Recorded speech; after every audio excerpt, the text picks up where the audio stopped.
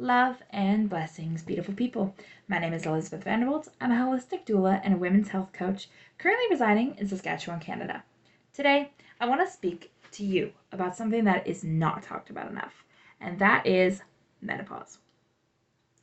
The changes, the shame, but also the power, and how something like yoga can actually become a gentle ally during this transition. We hear stories about pregnancy, postpartum, and fertility, but when it comes to menopause, so many women feel blindsided, invisible, or stuck. Yet, it's a rite of passage we all share as women. And we deserve to move through it with awareness, with some ease, and also a choice. For example, today I want to tell you that when I looked on YouTube about menopause or on different topics, nothing comes up. Nothing of value except for a few shorts or stories from somebody's books. I really want to get to the nitty-gritty informational side of things. So if that's what you like, make sure to hit that subscribe button so you don't miss any of my future videos, which the next rest of the months of this year is all going to be about menopause. And give this one a like if it's helpful and share it with your friends. So if you like that, come on, let's get in. So, did you know that in Canada alone, more than 10 million women, which is over the age of 40, so that means nearly 1/4 of the population, are actually living through perimenopause or menopause right now?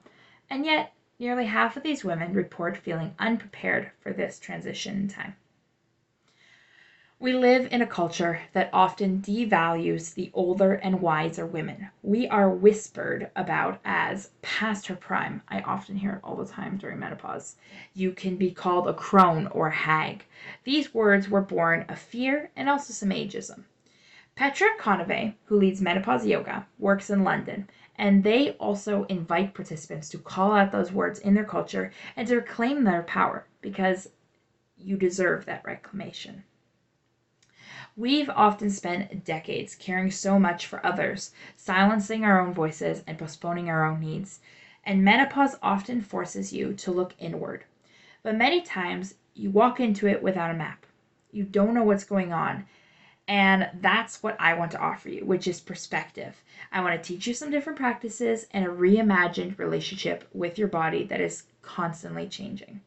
So, if you've hit your mid-40s and sometimes early as 30, your body may begin to roll into the perimenopause, which is, I like to call it, a gradual dance of hormonal shifts because your estrogen and your progesterone begin their decline.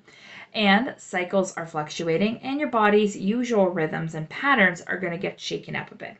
And because this drop in estrogen happens, it is not a trivial thing. This is where it's going to touch your mood, it's going to touch your sleep, it's going to touch things like your memory, your energy, and even your body temperature. Some people even report issues with their joints and brain fog.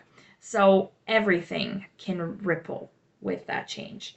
So because of this, you may feel sudden emotional shifts or even sometimes rage. Some women name that menorage. It's the fire awakening, part of the clearing of what's no longer needed. I have to tell you that I resonate with one story. As a woman prepared for her 50th birthday, she was caught off guard by her own internal upheaval. She felt the rage, she had tears, she had a foggy mind, and it mirrored confusion. She described it as puberty in reverse, which I brought up in another video. And in many ways, it is puberty in reverse because it ignites that reproductive years and that menopause begins as closing the chapter. And so both of those times, if you can remember back to your teens, they are emotional. It is physical transitions that is very close similar to what you might be experiencing during menopause. So let me ask you, you might be asking, where does yoga fit in? And I'm going to be clear, I'm not promising that yoga is going to make your symptoms vanish, but I believe deeply in its power to support and to soothe and to anchor and retune your nervous system during this time of upheaval. And of course, I'm not a yoga instructor, so there's lots of people who are more beneficial to tell you the job. But here's how yoga is going to help your menopause. It is going to regulate the nervous system. Yoga practices involve slow movement, breath, and restorative postures. So that's going to tell your body that you're safe and kind of help buffer those hot flashes to reduce the anxiety and hopefully ease your sleep disruption. It's also movement and circulation. So gentle asana helps with joint stiffness, pelvic floor tone, and circulation in your tissues. That means skin, bones, and fascia. When estrogen is waning, every bit of your flow helps. So remember, we have a very big, strong connection between what's up here in our head and our mind and through our body. So we need that mind-body connection, and sometimes yoga can really reconnect your body in that tender, somewhat compassionate way. That awareness helps you hear what your body truly needs, which, if you haven't heard me say before, it's rest, nourishment, and boundaries, instead of just pushing through things. It also will help you with an emotional release, ritual, and embodiment. In menopause yoga spaces, women can share stories, they cry, they laugh, they move, and holding space for emotional shifts, raw and real, helps reframe this phase as sacred and not shameful. I want to talk to you about the restorative, and there's practices like the yin, the restorative, the slow breath work. This can all help you soothe that cortisol level, and which in turn can help temper your nervous system with hyperarousal and improve sleep quality. So if you're entering or you already are in menopause, here's a suggestion. Begin integrating some type of menopause yoga practice, even if it's only for 10-15 minutes.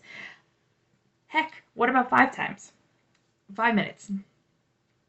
3 to 4 times a week can just help you focus on the gentle stretches, your breath, and some nervous system regulation, which I like to say pairs nicely with some grounding. So if you can, pair it with herbal support, adequate rest, nourishing food, your community. Man, I could go on and on for community. Please just look up women's circles in your area. And if you want guidance, that's the heart of what I offer. I do offer one-on-one support, and I also have a group support right now going on that we're listing signups, which is through menopause, a holistic transition. So if this resonated with you, please share below. I want to hear your questions. I want to hear your experiences.